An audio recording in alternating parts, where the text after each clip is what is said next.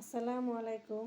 এই মুহূর্তে যারা আমার ভিডিওটি দেখছেন, আমার ছেলের ব্যাপারে কিছু কথা বলবো। সবাইকে সহযোগিতার হাত বাড়িয়ে দেওয়ার জন্য অনুরোধ করছি।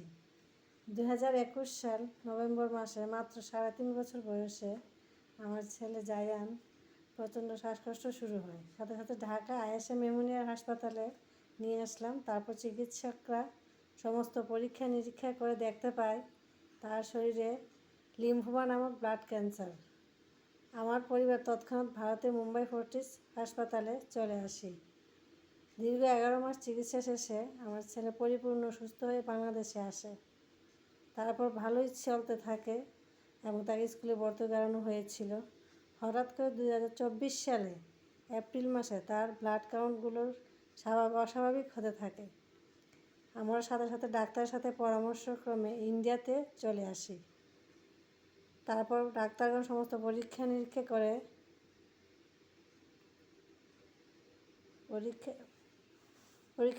করে দেখতে পায় যে সে আসলে লিম্ফোমা লিউকেমিয়া AML এ আক্রান্ত। তারপর ডাক্তার পরামর্শ অনুযায়ী এখন তাকে বোন ম্যারো ট্রান্সপ্লান্ট করতে হবে।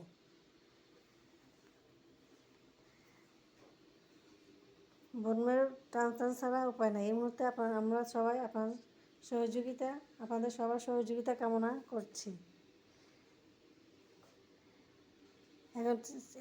এখন তার চিকিৎসা একমাত্র বোন ম্যারো ট্রান্সপ্লান্ট। এটি একটি ব্যয়বহুল চিকিৎসা। এই মুহূর্তে আমার পরিবার জায়ানের চিকিৎসা খরচ মেটাতে হিমশিম খাচ্ছে।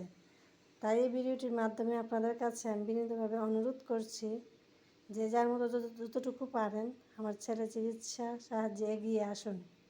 হয়তো বা আপনাদের দেওয়া কিছু সহযোগিতায় জায়ান বাবা মার কোলে ফিরে আসবে। পাশাপাশি আমার ছেলের জন্য প্রাণভরে দোয়া করবেন। আল্লাহ হাফেজ।